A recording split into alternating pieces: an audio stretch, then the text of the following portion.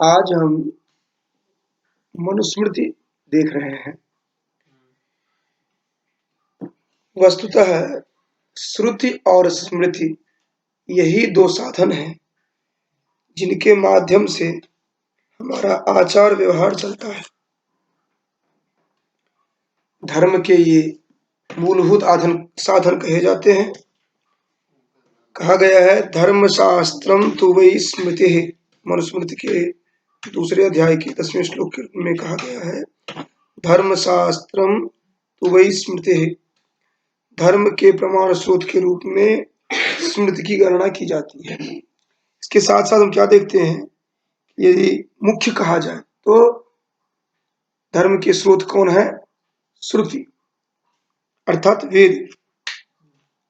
और हमने इससे पहले जब अर्थ संग्रह देखा था वहां पर हमने देखा था जो कि धर्म के संदर्भ में जो जैमिनी का मत है चोदना लक्षणोर्थो धर्म, तो वहां पर चोदनयो प्रमाणम इस तरह की बात की थी, जो कि प्रेरक वाक्य जो होंगे वेद संदर्भित वही वस्तुतः धर्म है। अर्थात जो आपको उचित कार्य के लिए प्रेरित करता है वही वहां पर धर्म बताया गया था। इसके बाद हम देखते हैं क्योंकि इसी बात को मनुस्मृति में भी कहा गया है कि वेदोखिलो धर्म मूलम स्मृतिशीले चितद्विदाम। ये दूसरे अध्याय के 6ठे श्लोक में जो इस तरह कहा गया है वहां पर भी वेद की महत्ता को बताया गया है।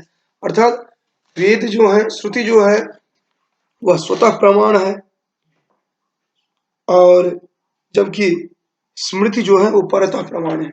स्वतः प्रामाणिक का अभिप्राय यह है क्योंकि उनकी प्रामाणिकता के लिए किसी अन्य पर आप आश्रित नहीं होते हैं, जबकि स्मृति जो है उसकी प्रामाणिकता के लिए आप अन्य पर आश्रित होते हैं। तो इसलिए श्रुति जो है वह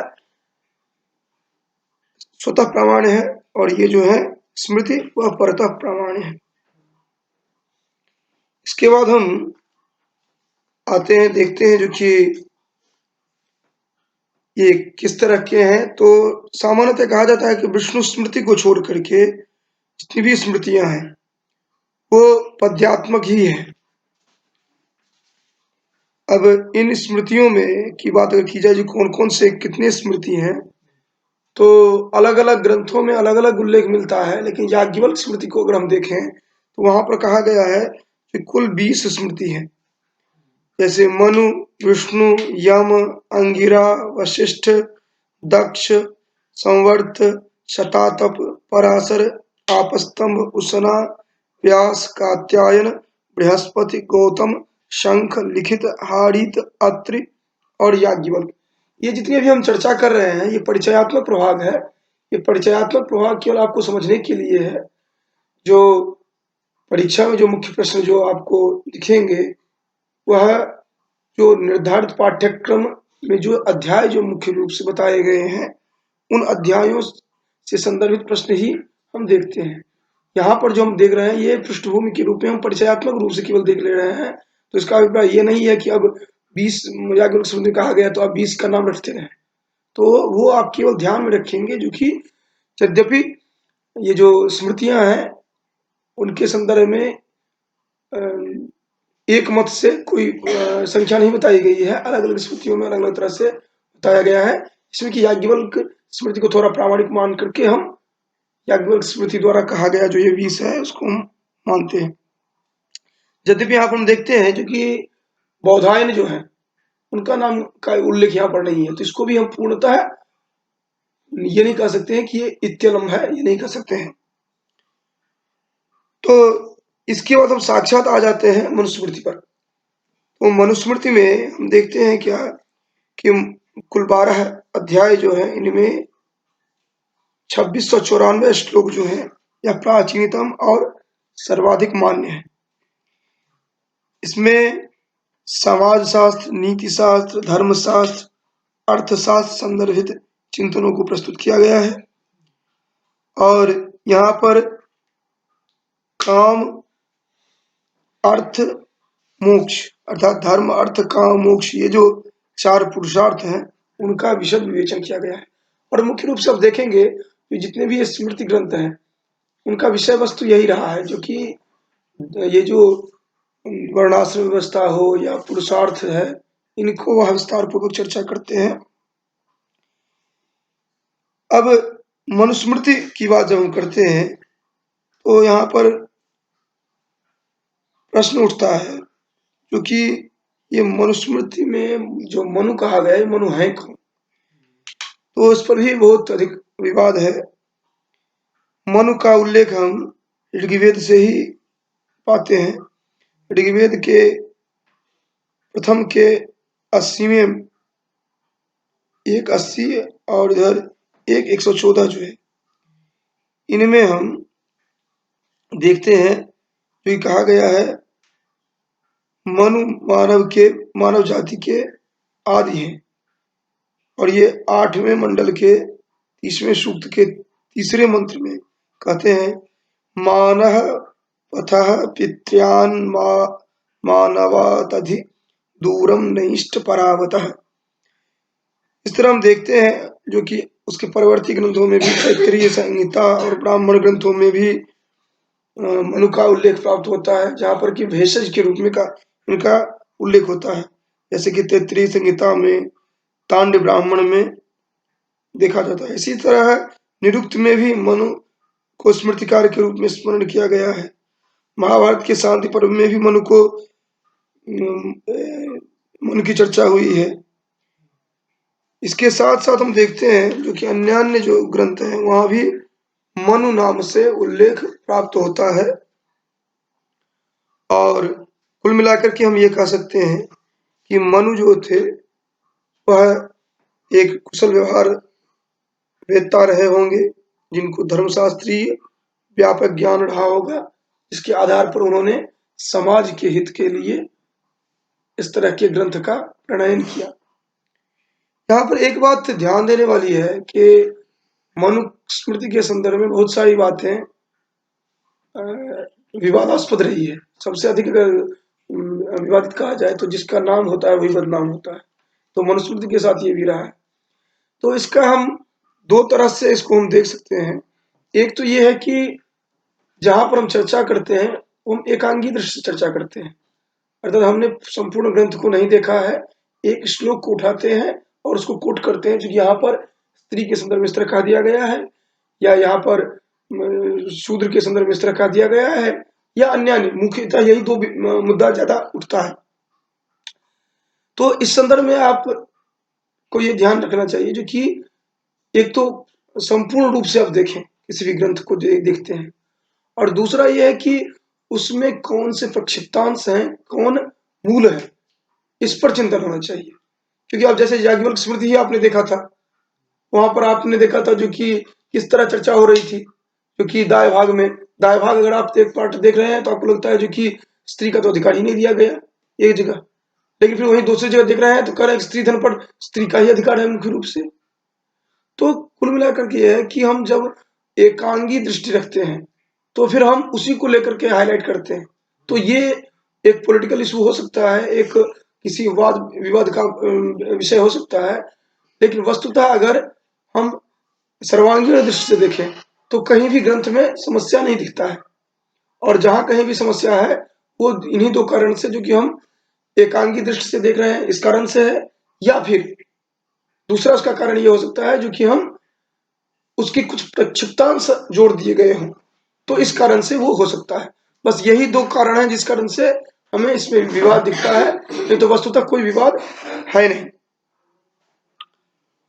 अब हम मनुस्मृति की टीकाओं को देखते हैं तो इसमें कहा गया है, क्योंकि बहुत सारे टीकाएं उपलब्ध होती हैं, जिसमें कि मेधातिथि, गोविंदराज और कुल्लुक जो है इनकी टीकाएं प्रसिद्ध हैं। इसके अतिरिक्त आप नारायण, राघवानंद, नंदन, रामचंद्र आदि की जो टीकाएं देखते हैं आप, तो मुख्य रूप से जो आप देखते हैं टीका, वो ये जो मेधातिथि है, मेधातिथि की टीका जो है वह लगभग सर्वमान्य देखा जाता है, मेधातिथि की टीका जो है।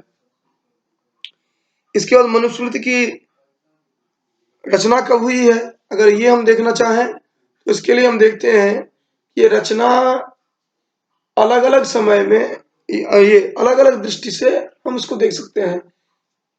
एक तो बाह्य साक्ष्य देखेंगे और एक आभ्यंतर साक्ष्य देखेंगे। जहां कहीं भी रचना काल में समस्या दृष्टिगत होती है तो हम इसी तरह देखते हैं। अगर इसके बाह्य प्रमाण देखेंगे, बाह्य प्रमाण क्या होता है?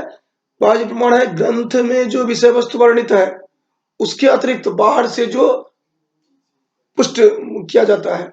और आभ्यंतर प्रमाण या आंतरिक प्रमाण क्या होता है कि जो ग्रंथ में रचना, जो ग्रंथ में विषय वस्तु वर्णन है उसी के आधार पर जो प्रमाण दिया जाता है उसको कहा जाता है आभ्यंतर या आंतरिक प्रमाण।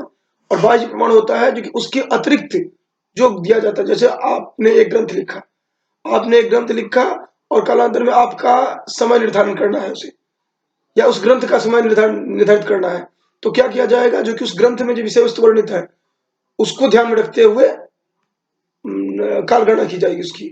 या फिर आपके परवर्ती जो आचार्य होंगे या पूर्ववर्ती जो आचार्य रहे होंगे उनको ध्यान में रखते हुए, पूर्ववर्ती आचार्य ने आपका जिक्र नहीं किया होगा, उस ग्रंथ का जिक्र नहीं किया होगा, लेकिन पूर्ववर्ती आचार्य और परवर्ती आचार्य आपका जिक्र किए होंगे। फिर परवर्ती आचार्य जो है उनका समय देख लेंगे हम और उसके आधार पर कहेंगे जिनसे पूर्व रहे होंगे। इस तरह काल गणना की परंपरा रही है। तो यहाँ पर अगर बाह्य प्रमाण देखा जाए तो हम देखते हैं जो कि जो सबसे प्राचीन टीकाकार है इनके मेधातिथि, उनका समय है 900 ईस्वी। इसी तरह ब्रह्मसूत्र में भी मनुस्मृति का उल्लेख प्राप्त होता है जिसका समय हम 788 से 820 देखते हैं।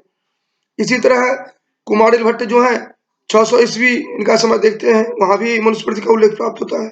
इस तरह अन्य साक्ष्य के आधार पर हम देखते हैं कि मनुस्मृति जो है वह रामायण काल से ही चर्चित रही है, किंतु द्वितीय शताब्दी के पश्चात अधिकांश लेखकों ने मनुस्मृति को प्रामाणिक ग्रंथ माना है। उसके बाद आंतरिक प्रमाण अगर देखें तो याज्ञवल्क्य स्मृति से यह प्राचीन है। याज्ञवल्क्य स्मृति 300 ईस्वी की मानी जाती है, उससे यह प्राचीन है। और इसके साथ साथ हम देखते हैं जो कि यहाँ पर यवन, कंबोज, गांधार आदि के संदर्भ में जो चर्चा यहाँ प्राप्त होती है, इस दृश्य से कह सकते हैं जो कि ये तृतीय शताब्दी ईसा पूर्व जो है उससे, तृतीय शताब्दी ईसा पूर्व, इससे पहले का ये ग्रंथ नहीं हो सकता है।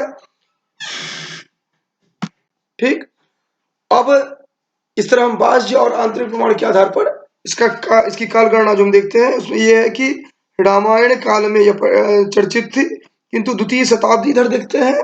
और अगर आभ्यंतर अगर देखें आंतरिक प्रमाण तो तीसरी शताब्दी ईसा पूर्व, तीसरी शताब्दी जो है उससे पहले की नहीं हो सकती है और दूसरी शताब्दी के बाद की नहीं हो सकती है, इस तरह का मिलता है।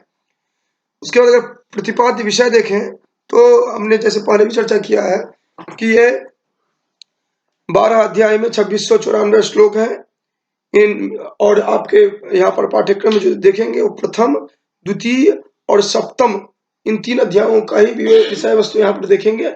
और इसी दृष्टि से हम यहाँ पर चर्चा कर रहे हैं, संपूर्ण मनुस्मृति को नहीं देख रहे हैं। तो यहाँ पर प्रथम अगर देखा जाए तो यहाँ पर क्या हो रहा है, प्रथम अध्याय में अगर चर्चा की जाए तो सर्वप्रथम वर्ण धर्म की शिक्षा हेतु जो आए हुए ऋषि थे उनके संदर्भ में विवरण देते हैं। उसके बाद फिर विराट पुरुष की उत्पत्ति और उनसे विराट से मनु, और उसके बाद जो सृष्टि प्रक्रिया है उसकी चर्चा करते हैं।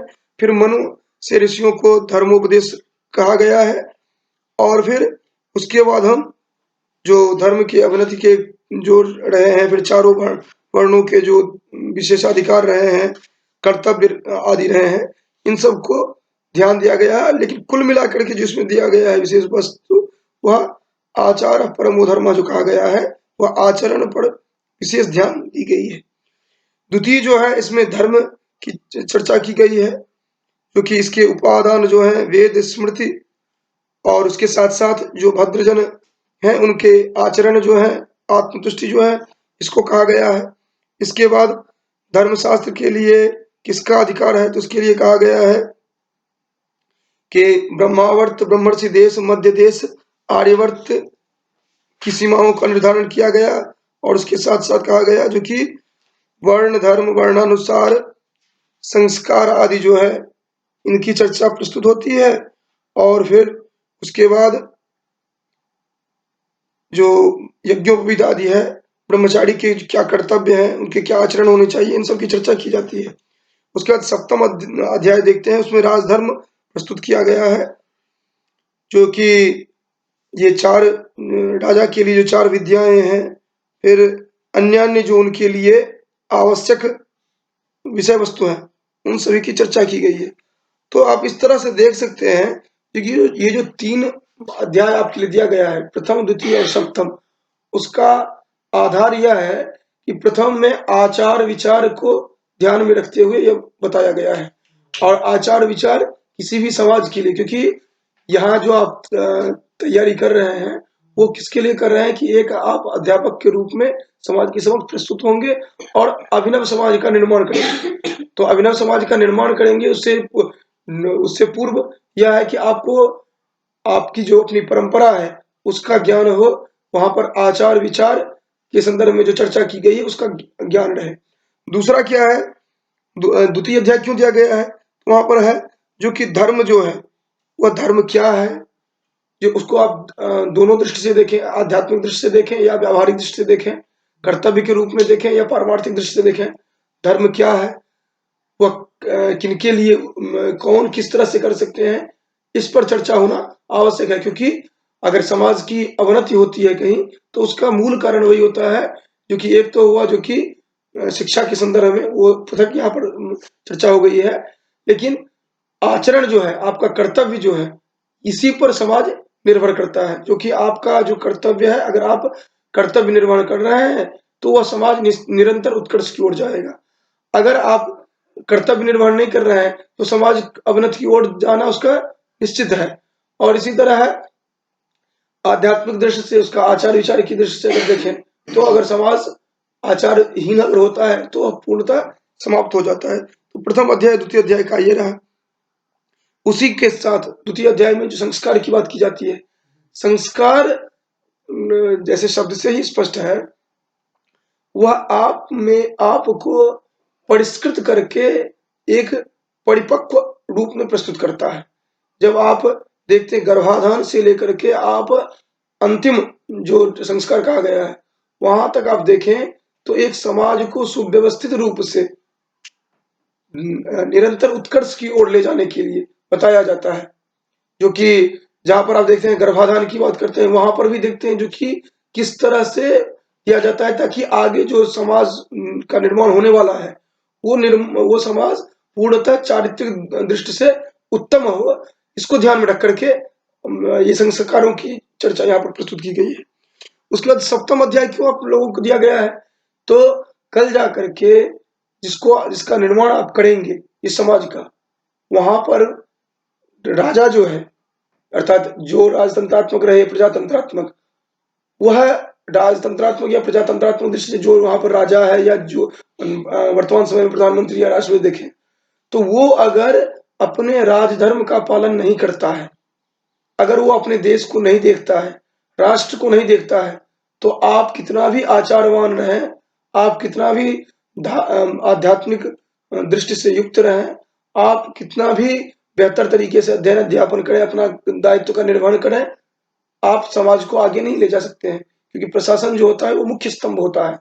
तो इस दृष्टि से राजा के क्या अधिकार कर्तव्य हैं, वो भी आपको पढ़ने के लिए यहाँ पर दिया गया है। और यही है, फर्स्ट पेपर भी जो पढ़ते हैं वहां पर उच्च शिक्षा प्रणाली जो दी जाती है पढ़ने के लिए, उसका भी वही लक्ष्य है। क्योंकि आप उसके संदर्भ में आप समझते तो रहे, कम से कम आपको कुछ पता ही नहीं रहेगा और आप अध्यापक बनेंगे तो आप पृष्ठभूमि नहीं पता है तो आगे क्या निर्माण करेंगे आप। तो इसलिए ये जितना भी दिया गया है वो सोच समझ करके रखा गया है। तो केवल इसमें ध्यान एक ही बात रखनी है, जहां पर जो विवादास्पद है उसको आप उन दो दृष्टियों से समाधान करके ही प्रस्तुत करेंगे। ऐसा नहीं कि मनु ने ऐसा कह दिया है, एक श्लोक आप कोट कर दिए और अब वो समाज में प्रस्तुत कर दिए, तो उससे क्या होगा कि वो समाज में वैमनस्य का भाव केवल आएगा, सोमनस्य नहीं हो सकता है।